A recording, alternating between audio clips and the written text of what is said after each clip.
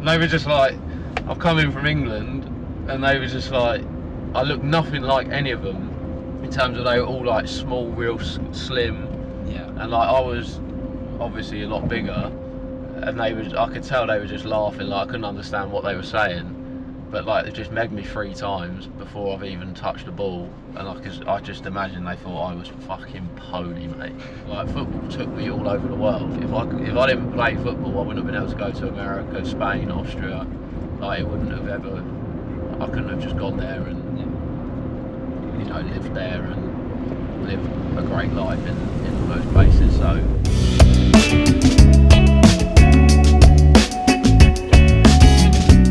Hello and welcome back to another episode of the Game Day podcast.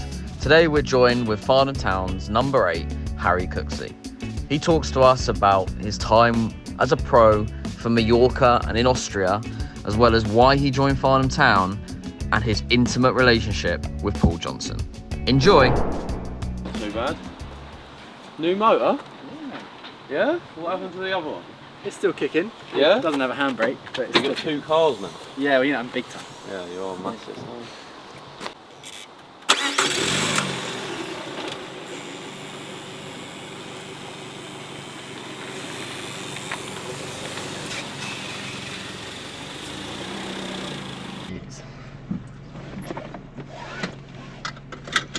Beautiful. Oh, got an armrest if you want it. Fucking luxury this. Here we go. This is like a carpool karaoke, it reminds me of. Are we Well, going we can to get the have a tunes. sing song? Not yet. I but just realised. I think we should. I don't know where we're going. Let's get this on because you're making me nervous. You do remind me of Corden. What is it? Is it Baggy Lee today? Badge Shop Lee Football Club. Lovely. Wait, did you say I remind you of Corden? How is that No, just because of the carpool karaoke. It's not a weight thing. Okay. Jesus, I was going to say. Yeah, it's not a weight thing. Welcome. Thank you. Delighted to be here. Yeah. Sound it. In the Picasso. Wait, this is going to be the smoothest ride. Speaking of, why haven't you got a new car yet? I'm actually picking up a new car on Tuesday. Really? Yeah. What car? An electric car. All right. Doing my bit for the planet. Yeah, I'm picking up a Tesla, mate. Ooh. And it's taken about 5 months since I actually ordered it, so very excited. The smart car's going to be no more. Well, I don't know. I wanted to ask you about that because you're obviously rolling with 2 cars now. Well, yeah. Do you think there's any need for 2 cars? Not unless you plan on going to London. Small car, you can just... Well, that's why I got it initially because I lived in Ealing. Oh, nice. And the Not too far parking, away from me. yeah, and the parking was dreadful, but I just haven't got around to replacing it. But yeah, excited to get the Tesla in hand. Yeah. Like a proper football player, that. But yeah, I think I don't know. I might ditch a Smarty. Yeah. They serve me well, but it's not the smoothest ride. I can imagine. It's not the smoothest ride. Not the most spacious. Not much room for activities. So Yeah, well. I think I'll be a 1-car man moving forward. And so I guess we want to kick this off really with. Let's kick it off. Let's talk about who are you, and how did you kind of first start playing football from like a young age? What kind of got you into it? Well, I'm Harry. Nice to meet you. Number 8, the governor. AKA the Gov. AKA Surrey Sedan. AKA Big Shags. These are all nicknames I'll give myself. Okay, yeah. I started playing football young, mate. My dad wanted me to be a motocross rider. He was like, loved motorbikes. So I grew up riding like little motorbikes, PW50s and that. And loved it. But But I just think there's only, well, I don't know, like 7 I wasn't really thinking about my career. Yeah. But I think I just started playing football at school and then was quite good, like better than everyone else in my class. And I was really fast as a youngster. You might not think that now, well, because I don't really get out of second year, but I was like quicker and I was really tall to start with, which obviously helps. And then I played for Hook United, who it's not far from Farnham, like towards Basingstoke. And there'd be tournaments every so often.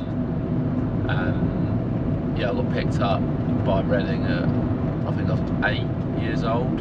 How did that happen? They just have scouts there, so there was Reading, Chelsea and Southampton all there, and my mum was like, Reading's closest, like I don't really want to be driving you down to Southampton 3 times a week for training. So yeah, the scout literally just will like talk to your parents and be like, we want him to come and play for Reading. Obviously there's no like contracts and that when you're 8 years old, I don't think. But yeah, joined Reading at 8 and then I was there for 9 years. Nice. And then you've had quite the interesting career. Yeah, it's quite been a journey. Yeah, it's taken you all over the place. So can you kind of talk to me what happens after Reading in your So diary? I did a year scholarship at Reading, which is what you get when you're 16, it's usually 2 years, and I was doing A-levels at the time. You usually do a BTEC or a diploma or something that you do through the club, but I was going to an actual college, Henley College, and studying A-levels, English language, business studies and PE obviously. So you're still doing like studies a lot? Yeah, so a lot more studying than the other boys are doing. Yeah.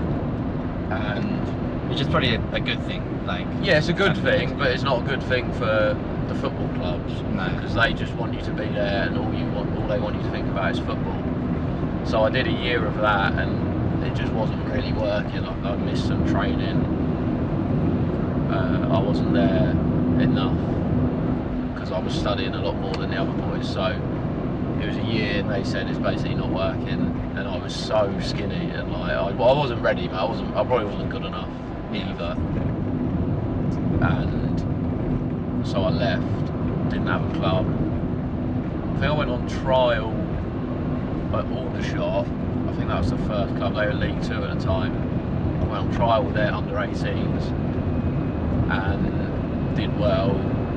Signed a pro contract at 16? At 17, because I couldn't sign a scholarship because I was doing my A-levels, so they couldn't do it where I could sign a scholarship and do A-levels. Basically I'd have to do what they were doing in terms of studying. So signed a pro contract and I was in for the first team, first game of the season, made my debut in League 2, which is like insane turnaround from like not playing for the under 18s for Reading to playing in League 2. That was at Plymouth. What was that like? Cause it's insane, mate. It was. There are a load of men around you, and you're just a 17-year-old kid. It was insane. It's a really steep learning curve, and times have changed even since then. I know, the older players that have retired now will always say it was a much like tougher upbringing in football. But even from then, which is 12 years ago compared to now, it's so different, mate. Like you just like literally getting booted up in the air and training by the older boys because they don't want you to take their place essentially.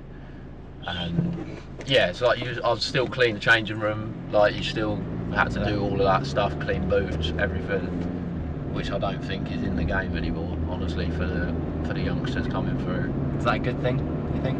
No, I think it should be how it was. Yeah. I think you should have to clean boots and it's like a rite of passage, I guess. Yeah, I think you should have to. Like the older boys have worked harder for longer to get there, and you just, you break in and you think you should have everything handed to you. I don't think it should be like that. I wouldn't change anything about how I came up through the game because makes you, like I say, it's a steep learning curve, but it also makes you respect the older players, which I think has gone out of the game. And yeah, I wouldn't change it at all. It was tough, like you say. They were men. I was 17, skinny, like I was a boy. But yeah, it was brilliant. That was such a good year. Like first year of men's football, we did get relegated and the club went into administration, but it was a cracking year. It was a great laugh, and I think great for my development. So yeah, that was that season. Obviously didn't end the way we all wanted it to, and then I moved on and went to AFC Wimbledon. So how old were you then? 18, yeah, so I did a year at Aldershot, then I did a year at Wimbledon. Didn't really play loads in the first team again, and actually just started not enjoying football. Alright. And wanted to basically just play for fun and try something completely different. Like I've never known anything other than obviously playing football and wanting to be a footballer. So after that went to America, the promised land, as I like to call it. Land of the free. Land of the free, the American dream. Why did you go there? Just because you just said that you weren't not liking football, not falling out of love with it a little bit? Yeah, I think, and I got an opportunity through a coach that was at Reading before, who had a coaching job in the US, and he was like, come out here. My mum was also massively into education. She's like, you should get a degree, you should, just have it as a backup basically. I really didn't want to go, like, they called it soccer. I always found, not all American people, but some of them like a bit full on, little bit in your face. But the best decision I ever made was going out there. It made me love football again, and I've got a finance degree. And I think any player who has the opportunity to do it, I get you want to make it in England, but I would just say there's so much more to life than England. There really is. Like, it's, you're here, you're around it, you want to be in the Prem, in the Champ, and if you're not going to get there at a young age, then I would just go and explore different places. Like, football took me all over the world. If I didn't play football, I wouldn't have been able to go to America, Spain, Austria. Like, it wouldn't have ever. I couldn't have just gone there and lived there and live a great life in all those places. So. And it's changed now a lot. The American football is a little bit more taken seriously. Yeah, it is. Especially with Messi going out there. And it's never going to touch like the big three that they've got: basketball, baseball, and American football. But it's growing. It's growing. It is growing. I think they're trying to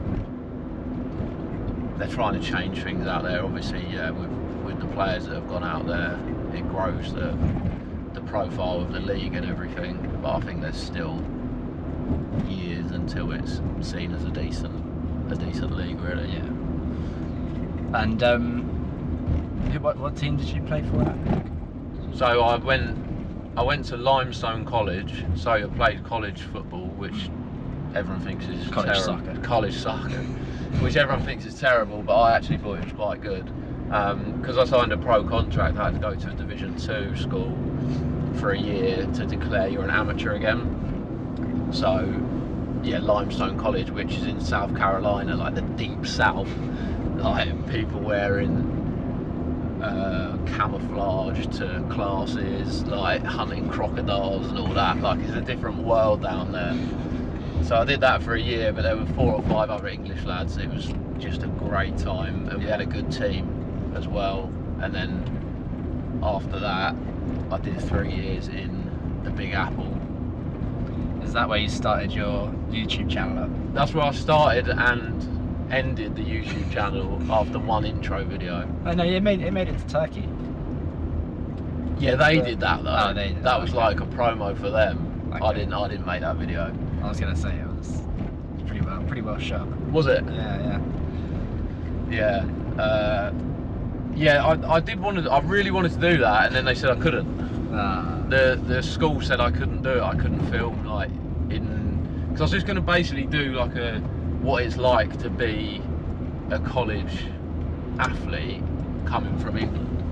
And I thought there was going to be a massive market for it. And I don't know if people have actually done it since, but yeah, I started it, and then the school said that you can't do that, like you can't film behind the scenes and all of that stuff. So I was like, okay, great. So that was the end of that. But that was an incredible 3 years in New York. It's just, yeah, it's a different world, mate. It's a different world.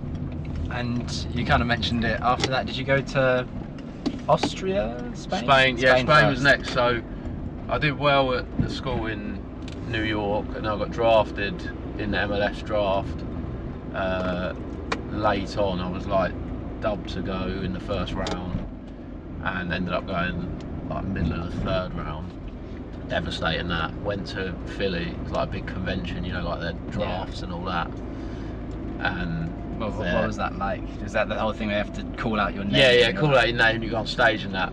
So, but it was only the first 2 rounds, so I was like there suited with my mum, just waiting. My name never got called, and then we just had to get a flight back to New York. That's tough. And then the next day it was like we were just watching it on TV, and then they call your name, but obviously you're not there, so it doesn't really have the same impact. But my agent at the time was obviously in New York. He was best friends with Steve Nash, who was like the NBA Hall of Famer.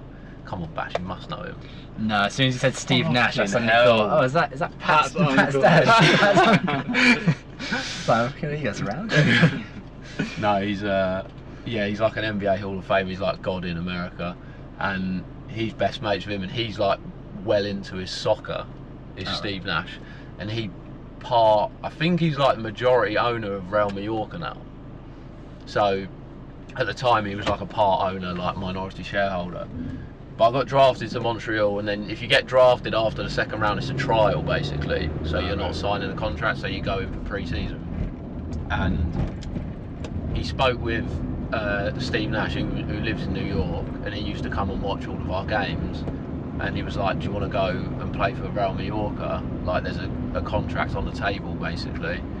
And I was just like, yeah, I'd rather go there with a guaranteed contract than go to Canada and go on trial. So that literally came out of nowhere. And how old were you then? Must be 23. Yeah, 22, maybe 22, 23. What's it like having to? Because I mean, that's the kind of point where you think, okay, I've now been lived in the UK, then went to the US, and now just Spain. And... I like it, mate. I like just getting up and leaving and not knowing anyone. Like that's obviously what I did in America. Very extroverted. Yeah, I think so. Yeah, I'll put myself out there. But yeah, I just think it's fun doing that. Yeah. Like just out of your comfort zone. You don't know anyone, and you just have to make it work, really. And what's the language barrier like? Yeah, that was the hardest thing. That was the hardest thing in Mallorca, because there was one player that spoke English and one member of the coaching staff that spoke English. Everyone else didn't speak English. Did you pick up any Spanish? Yeah, I had Spanish lessons like three times a week. Would you say you're fluent, or? I probably wasn't fluent, but I could like understand everything. I had to, mate. I didn't have a voice. Like no one could understand what I was saying, so I had to learn it. Yeah, but it's weird. It's a weird place, Mallorca. Obviously, Magalouf's there. Yeah. But like the people who live in Mallorca, a lot of them haven't ever left Mallorca. It's like old, like not everyone's old, but like old people who just don't want to leave, and they just like love their little country. But what a place, mate! That's the best football I've ever seen as well. Really? Those players were another level. Yeah. I think I might have told you it, but the first training session I had there, I flew from New York there. It was like a 8-hour flight. Literally got off a plane and went straight to training. And they always, like the rondos and the boxes, we do them obviously before training, before games, but they'll do it for like an hour, like every training. It'll be like 45 minutes, an hour, to start training. But it won't be just like a massive circle of everyone. It'll just be 4 players with 1 in the middle, just like loads of them. So nice. they were like, new player, whatever, new boys in the middle. I got megged 3 times before I touched the ball in my first training session. It was honestly just like a scandal. Like how players like learn how to do a step over or like a Cruyff turn. Like they learn how to meg people in Spain. Like it's honestly it's a skill, mate. It's ridiculous. As I was reading up about the Spain stuff, I was had it pictured in my head, the Beckham documentary when he goes to Madrid. he goes to When he goes to Madrid. Yeah, and where he gets done by Ronaldo. Yeah, where he gets sat down, mate. Honestly, it's probably worse than that. And they were just like, I've come in from England, and they were just like, I looked nothing like any of them in terms of they were all like small, real slim. Yeah. And like I was obviously a lot bigger, and I could tell they were just laughing. Like I couldn't understand what they were saying. But like they just megged me 3 times before I've even touched the ball, and I just imagine they thought I was fucking pony, mate. But yeah, like the best players I've ever seen in my life. Like, and I was just like, yeah, I'm not good enough for this level. And they were in the 2nd division at the time. Now obviously they're La Liga, like mid-table La Liga for the last 2 years. So a lot of the same players as well. All right. Yeah. Do you keep in contact with any of them? Or? Yeah, there's 3 or 4 I do. Two of them play in Saudi now. One plays in Israel, one plays in Saudi, like just been weighed in. Nice. And then there's 2 that play every single week for Mallorca in La Liga now, which is, yeah, just shows, mate. It's pretty crazy. There's a video, Antonio Sanchez, his name. He's just fucking snapped Bellingham in half like 3-4 months ago when they played him at the Bernabeu, and he's just like sliced him in half, folded him like a deck chair. Great to see. So were you only in Spain for a year? Yeah, I was in Spain for a year, so it actually went really quite badly for me. I got there, trained for a couple of months, did all right, and then I couldn't train for like 6 months because I didn't know, no one basically knew what the issue was, but I couldn't breathe properly, and I was so tired. Like if I just walked anywhere I'd have a headache, and I was like all yellow, like my skin was all yellow. It was like I had jaundice, but basically I had internal bleeding in my stomach. All right. So I was in Mallorca for 6 months where they couldn't figure out what it was. Like I had every test imaginable, mate, like fingers everywhere, cameras everywhere, in every hole you could imagine, and they couldn't figure out what it was. I had a blood transfusion where they like put someone else's blood into my blood because my red blood cell count was so low because I was losing so much blood that I just couldn't do anything. Like I had no oxygen. The red blood cells, it's a bit of a biology lesson as well. Yeah. The red blood cells carry the oxygen around the body, and I was losing so many red blood cells that I couldn't get oxygen anywhere. Like I'd have a headache all day, like I said. If I started running, I'd be so out of breath, like straight away. And I just thought I was unfit to start with, and just tried to like do extras, like more fitness, Which probably didn't help. which made it worse. Like I collapsed in training one day.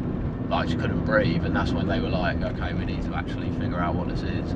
But yeah, 6 months I was there, they couldn't figure out what it was, and I came back to the UK to see my doctor here, and they figured it out in like 2 days.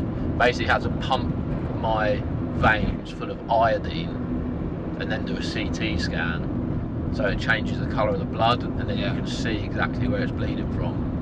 And yeah, they did that, and then a couple of weeks later I had the operation, and they removed it. It was just like a clump of blood vessels that were leaking blood. All right. So yeah, that ended the time in Mallorca, and I didn't kick a ball for like a year because it was so bad. And then the recovery, like it was like you can't do anything to dislodge the stitches or anything, or it's just going to happen again basically. So yeah, that was a tough year. That was probably the hardest year I've had in my life, in terms of everything really, like football, just mentally, like I couldn't do anything. So yeah, came back to England, got that sorted, and then went to Farnborough.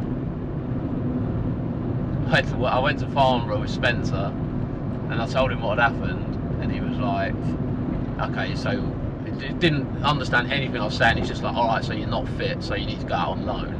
So I went on loan to Baggy Lee for like 2 games. Oh, right. Yeah, I played for Bagshot Lee for 2 games. Can't remember what the manager's name was, but legend. I think it was Dave. Played for them for 2 games, and then came back to Farnborough. This was like January time, and then played the rest of the season for them. And then after that, went to Austria, and off there, yeah, all through COVID. Through COVID in Austria. Yeah, What was that like? Mate, best time ever. So good, mate. Like we were just, there was 4 of us. It's when obviously Warzone came out. Oh yeah. That's mate, that's the greatest time ever on Call of Duty. I'd never played video games ever, and my mate was like, just get this because we could just chat like on the headset. There's 4 of us, and we play for about 8 hours a day, every day. So during the day, I would just trade the stock market. Like we couldn't, mate. Austria was so over the top because it's a fully bordered country. Like there's no coastline. They closed all the borders like instantly, and I was in a town outside of Salzburg, like not a massive town. I don't know how many people were there, but like not a huge town. And there was 1 case in the town, and there was police so no one could like leave the town, right? And you couldn't. I know it was obviously in England, like you could go for a walk and whatever, or like go to the shops. The only time you're allowed out your house was to go to the food shop in Austria. They closed all the borders, so no one could get in, could get out. Even in the town, they were like police barricades leaving every road from our town. Mate, it was insane, but it was so fun. Like all day, I'd just trade the stock market, and then all night would just play Warzone with my pals. And I'd play with my pals in England, and then at like 3 AM I'd play with my mates in America. Like it was just, what a time, mate. What a time, just in a flat on my own. So did you actually play any football when you were out there or no? Yeah, we played some football, yeah. Just a little bit. So we had a year before COVID came, and we were just a joke of a team. So it was the 2nd division, and basically an American, it came through my agent as well. So I was in Scotland. My best pal he played for Hamilton in the Scottish Prem, and I went up with him on trial for Hamilton. So I did a full pre-season there, and then they were like messing around saying, we're going to give you a contract, but we need this player to leave. And then my agent called me, and he's like, this tech billionaire from the US has just bought this club in Austria because he likes going on holiday there every year. Like he goes skiing there every year. He's like, he's just bought this team there, like throwing money at it. He's like, do you want to go? And I was like, yeah. Like, what sort of money are we talking? And it was good money, mate. And I was just like, fucking sign me up, like immediately. Like Christian Ziege was the manager. You know, he played for. Mate, you must know who Ziege is. German left back, played for Liverpool, Tottenham, like legend, mate. Like. Do you not know who he is? No, I've got no idea. Fucking hell's bells. Let's do that again. Okay, yeah, really. So the manager was Christian Ziege. I know who that is, yeah. He's like, honestly, a great manager, but like he wasn't a coach, essentially. So he had a coach, but he was getting weighed in. His son played for the team, who was terrible. But we signed like 6 players on loan from the MLS. All right. And we had, he's one of my great pals now, Charlie Adams, who was at Brentford, who came over as well. Like our team was just an absolute disgrace, and we just played teams off the park. It was so fun. And yeah, then COVID happened. Basically, the US guy with all the money, he fell out of bed with all the other Austrian investors, basically, because we were going to get promoted. but none of the Austrian board members wanted to get promoted. They just wanted it to be like a small town club. Like they didn't want to go up into the. That's boring. Yeah, they didn't want to go up into another league, so they all fell out of bed with that. And he said to me, he's like, look, I'm going to get booted here. Like they're going to get rid of me. So let's negotiate a new deal before I get the sack, basically. So I signed a new 3-year deal, and like a week later he got booted out. All the MLS players got sent back to America who were on loan, and then they were like, look, we can't really afford to pay you the wages, like with Mark leaving and all that. So I stayed for like another year, I would say. I think I was there for about 3 years. Stayed for another year, and then just got paid out the rest of my contract. So it was a right touch. Nice. But yeah, that was great fun, man. That time in COVID, mate, I was going mad. Like everyone was just going fucking insane. But yeah, great fun, mate. And was there another language barrier there? No, they all spoke English. Obviously, they speak German in Austria, but they all spoke perfect English. I didn't learn any German. Nice. I think that brings you down, to be honest, in terms of like overall as a person. Like so for example, if you're like a 7 out of 10, like I'm an 8. I think you're a soft 8. Like if you're a soft 8 out of 10, 8 with my haircut. Yeah, it's soft 8 with a haircut. If you learn German, you're like a 7, like a 6.5 for me. Yeah. If I learnt German. Yeah. Like So if you were like speaking German to me, it's like you're fucking way off it. But like, what if I could speak German and English? Is that then higher? No, that's still low. It's just a dialect, mate. Like it's just like spitting everywhere. Yeah, that just brings a person way down for me. Guten Tag. Yeah, like it's just an ugly language. Yeah, I get that. No offence to It's not quite German. like Italian or. No, that's what I mean. Like Spanish, Italian, that takes you up a peg or two. But French. I think that just keeps you the same. It's a bit like nasally though. Sacre bleu. No, that doesn't make you a better person for me. So, what was it? So yeah, after Austria, you come back, and what do you do then? So then I was like, did you ever want to just stay out in Austria just to work and? No, I never thought about staying out there unless it was for football. Yeah. But I came back and I was like, okay, I think I was 27. So I'm probably not going to get to the top of the football pyramid.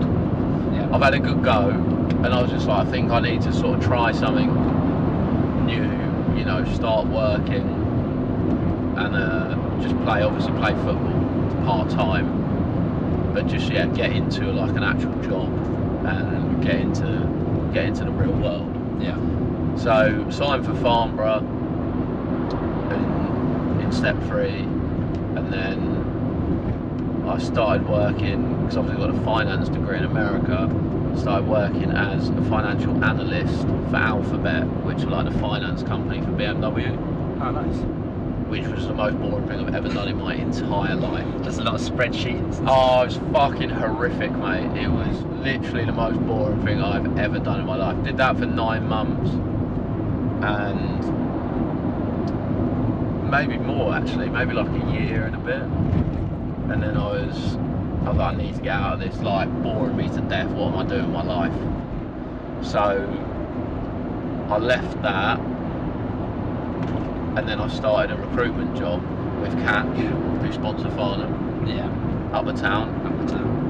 Up the catch. Up the catch. What a catch you were. Yeah. Until I got sacked.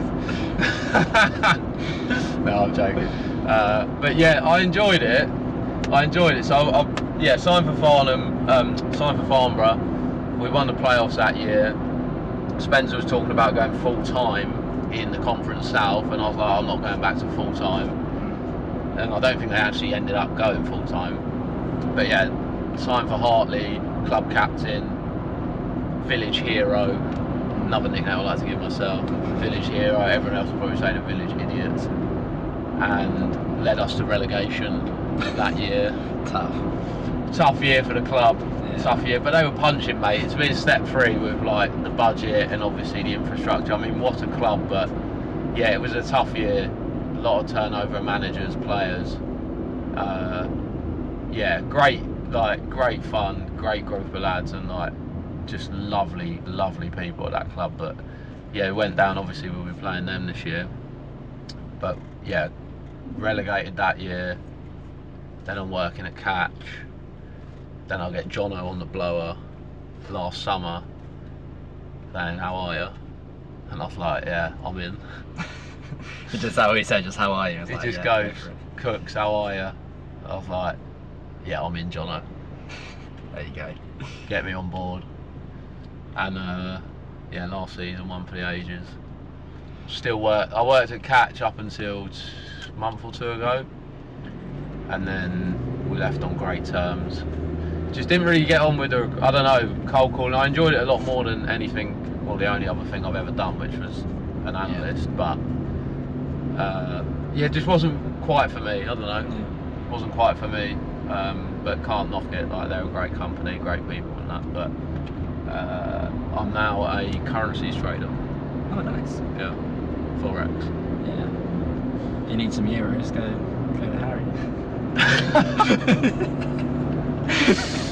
Funny you say that. So yeah, no, I started doing that like a couple of months ago, but I've been doing it since COVID. Like, I've been trading since COVID, like whenever I can, basically. But it's so hard with a job in football. Yeah. But now just gonna but what I've been doing, focusing on it full time and just see where it takes me, mate. Like, I just think to myself, if I'd started doing this when I stopped playing football and went full time, where would I be? And I just think it would be a much better place to where I am now. So yeah, a lot of learning, but it's so psychological trading. It's like 20% strategy, and I've got a good strategy. Like, you have to have a strategy with an edge, but it's like 80% psychological. It's just all psychology, mate. And I think I've got a good poker face, so we're having a good go at it. Cheers. Yeah. How did Jono convince you about Farnham? Well, obviously I was at Catch. Smithy was there. Smithy worked at Catch as well. Obviously he left, but he was at Farnham for years. Club legend. And he was like sort of telling me what was going on, like throughout that season when I was at Hartley. And I was like, oh, like, obviously it sounds exciting with what's going on. And he basically said in that summer, he was like, look, they're going for it this year. Like, they're signing a good team. And I think that's the main thing. Like, for me, I just wanted to play with good players.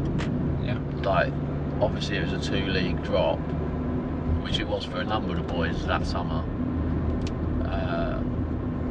But it wasn't like you were dropping 2-league, but it was still like a step 3 team. Like, most of the team would still be step 3 players. Yeah.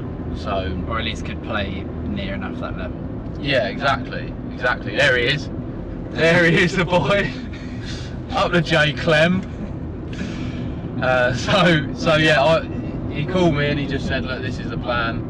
And I was like, yeah, nice, gaff. Like, what money's on offer, basically. And then he told me, and I was just like, yeah, I'm in. And a couple of zeros, and off you go. Yeah, had a couple of zeros. But yeah, he told me, I played in the 10, a bit of box to box for Hartley, but he was like, look, we want you to play holding. And I was a bit like, oh, okay, haven't really played there before. But then just told me obviously about the formation he wanted to play and the players that are going to be playing in front of me and all of that. So yeah, no brainer, mate. And did you know about other people joining? And he told me he was joining. Yeah. But I didn't know. I knew Jack Dean, not like I didn't know him, but I played against him. But I think every game I ever played against Bracknell, Daz didn't play. Like, he was injured. Now, honestly, he's such a part-timer. Mate, he's a joke. So Jono's like going on about Daz, and I was like, I haven't seen him play. Like, I don't, like, it doesn't mean anything to me. It's just saying we've signed a 10 for Bracknell, which is great. Like, obviously they were step 3, still are. But I've never seen him play. But obviously he's mustard. Yeah. Obviously Guy was a big one. He's had a decent career in non-league. And yeah, I didn't really want to stay at Hartley because I don't know. It was like a rebuilding for them. They didn't have any sort of players. Like, they didn't have really a squad for the coming season, and I didn't really want to be just scrapping out another relegation. I think that was the main thing as well. Was I wanted to challenge and win things. I know we only won the league last year, but well, did it in a pretty decent way. Yeah, I know, but there were obviously a few more that we would have hoped for. I think, like the Vars, and obviously we lost that final. But yeah, I think I wanted to just challenge and actually win trophies, but we won a trophy. So can you talk to me about the Vars loss? Yeah, it was a tough one, wasn't it? It was tough, mate. I know everyone probably said we had players missing, but you were out that one as well. Well, it was me, Daz, Lids was suspended, Jack Dean was injured. No, it's tough, mate. You take 4 players out of any team, I think. Obviously at this level. Started players. That's what I'm saying. If you take 4 starters out of any team, you're going to struggle. But I still thought we would have had enough on the day. It wasn't to be. Obviously Bridgewater came and did well, mate. I thought, they battled well. Lovely free kick.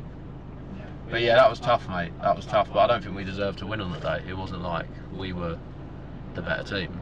Yeah. I don't think we were.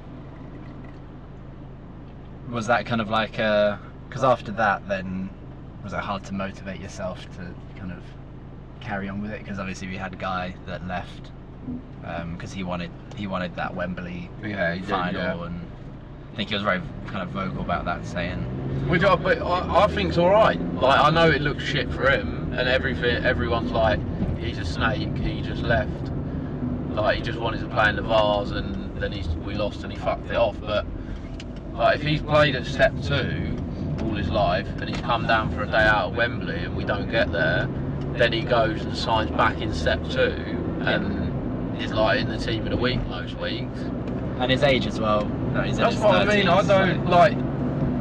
It's what matters to the person. Like, he could have captained an invincible team in step 5, or played 15 games at step 2 for the back end of the season. So like, that's obviously more important to him. Like, you can't really knock him for that. Yeah. But I wouldn't have done that. Like, I would have. To me, like, being in an invincible team at any level is more than another 15 appearances that you've already played 100 games in. Yeah. But and were you also looking at the future ahead? Because it kind of felt like pretty early on we knew that we were going to win the league.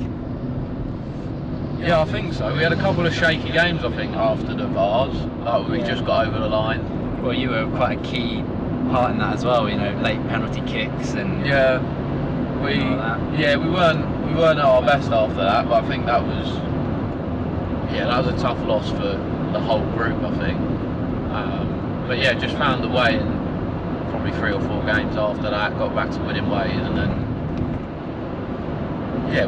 the boys were brilliant, because we won the league like weeks before the end of the season, and to still carry on and put on performances every week is like, that's just personal pride. That's nothing to do with having to get a result every weekend. Like, that's just, we were all pulling in the same direction to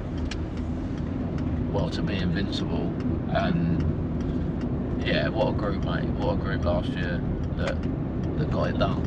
Daz gets injured and you step up quite a bit. Is that something that you kind of consciously did, or was it just when Daz wasn't there you just kind of filled in that gap and that space? And I just think when he's fit, obviously so much goes through him. Like, I try and like control the tempo of the game, but then he'll decide when to sort of ramp it up and look for killer passes. But I just think it's someone had to get hold of it going forward. I think the strikers were misfiring, and yeah, we were like I did in that time. Like there were parts where Rawley did. Yeah. Like there were games where Rawley just won us games. Owen Dean won us games, and obviously that's like I'll get applauded. Owen, whatever, Rawley will get applauded. But if we hadn't defended as well as we did all season, then you don't, like, even a goal doesn't make a difference if we score one. Like, it's only because we kept it so tight at the back all season with Ryan, you know, the other boys. But it's yeah, I just think we change a little bit when Daz isn't in the team in terms of the style. Yeah, I think we share the ball around a bit more. There were games where I played in the 10, which obviously I don't usually. I usually play in the 8, so I'm closer to the goal, which I'll get more opportunities to score and create goals. But I'm happy anywhere, mate. Like anywhere in that. So the holding two, the 2 10s, wherever Jono wants me, mate, I'll be there. And what's your relationship like with Jim and Jono? It's quite intimate.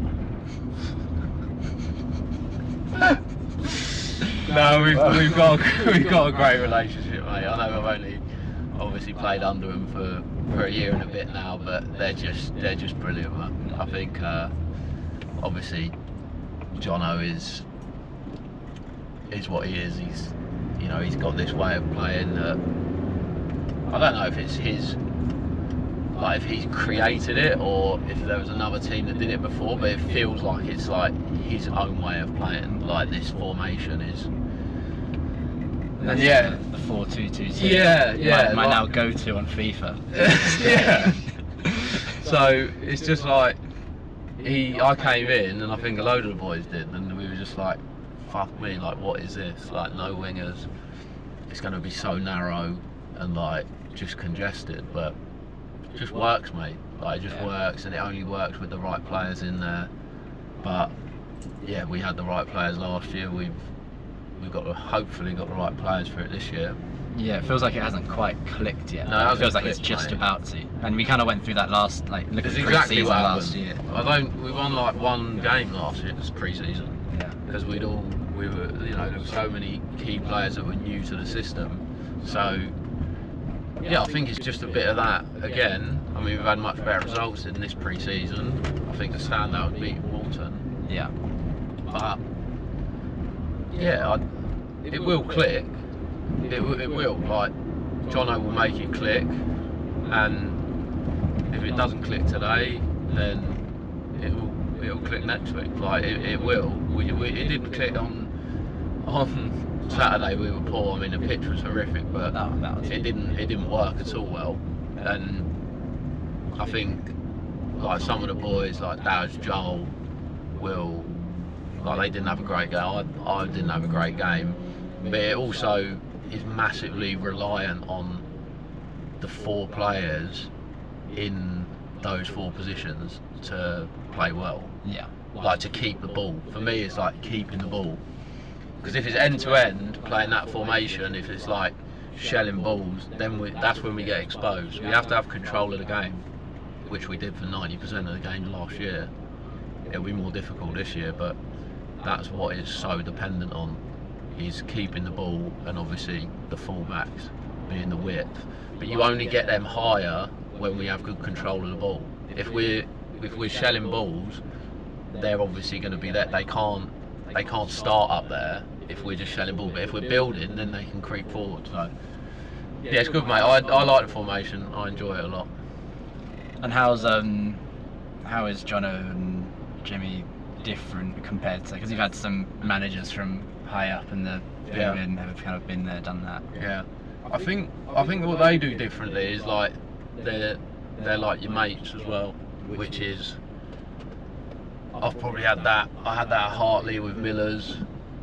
That's probably the only place I've ever had that before. Is where like the manager's like your mate, but if he fucking, he's like your mate, but you're also like a bit like, oh, like if he fucking has a go here, like I'm like not shitting myself, but I'm like, oh yeah, he's had a go.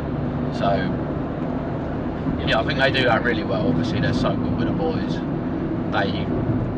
They pick the right people to be in the team in terms of ability, but also as people, and it's all so far it's all gelled so well. I mean what they've done here obviously with Harry's backing is unbelievable, mate.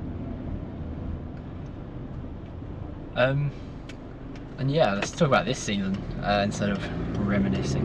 Obviously this week, where we going? Signed Adam Liddell has joined back. Little by little. Pat Nash has joined back. Yeah, up the Nashy. Yeah, we You feeling more confident? Mate, I've been feeling confident. I just thought we were a little bit light in terms of bodies. Yeah. But anyone can see that. It's not my job to pick the team or get more players in. Like that's down to the manager and obviously the owner. But I think anyone could see we were a little bit light. I mean, first game of the season we were 3 on the bench. Yeah. Like what? I thought I was going to get a little sign up for a minute. No, mate, we weren't that desperate. But no, Lids is massive. Obviously, he's a top player, mate, and just a great lad. I was just fuming how he left last year. Like that was just weird. But We'll definitely be talking to him about that. But yeah, ask him about that because he just dodges around it. But I don't know what it was. But yeah, he went to Kingstonian obviously for pre-season, and he's like, fucking hell, this isn't Farnham, is it? So he just couldn't wait to get back. I got him back as well. Like he called me. Like I speak to him most weeks, but he called me after training, I think it was, for Kingstonian, and he's like, Cook, how you boys looking? And I was like, yeah, we're alright, like a bit light. And he's like, you think you'll have me back? And I was like, don't know, mate, like I'll ask him. And I spoke to Jono at the Dorking game, and I was like, oh, I spoke to Lids, like he wants to come back, and then there he is. So Lids owed me 50 quid for getting him back. Yeah, definitely. But yeah, he's great to have back, mate. Obviously Nashy's just a joke, mate. He's mustard. I get he wanted to get his move like into the conference or whatever, but I just think that this is probably the best way it could have worked out for him, because he's like an Aldershot player now, which I know he likes. He likes to think he's like a full-time player again, which he is. And we get him back for the year. He's seen this through a crystal ball. He was like, I'm going to leave, yeah, and then I'll be back just before yeah. the He's starts. probably been absolutely weighed in as well now. Lids, I fucking hope Lids hasn't. I hope Lids is on half the money he was last season. Little rat. Yeah, so this season, you reckon playoffs, another promotion? Yeah, I think that's the aim, mate. That's the aim. Yeah. That's what everyone wants. It'll be a lot harder than last season, but I think it's just momentum, mate. Like if we start like a house on fire again, everyone's coming to our place, like just trying not to get beat, and you know we'll pick them apart. But yeah, I think it has to be minimum the playoffs for me. It's what Harry said last year. It's like promotion at all costs again. Yeah. For me, that's what it is, mate. Like I think we have to be right up there. And one last question as we're just... the game of cricket on! That's what we're here for, Els. Get on that. What's that? What? Oh no, change of over. I thought it was a run out. Oh, I'd love to be back out there, man. Hey, how's your cricket? Mate, that's all I've been doing all summer. Well, I say all I've been doing. I played 2 games because the village cricket team I play for aren't in a league, and we couldn't get a team out for like quite a lot of the fixtures because we didn't have enough players. Yeah.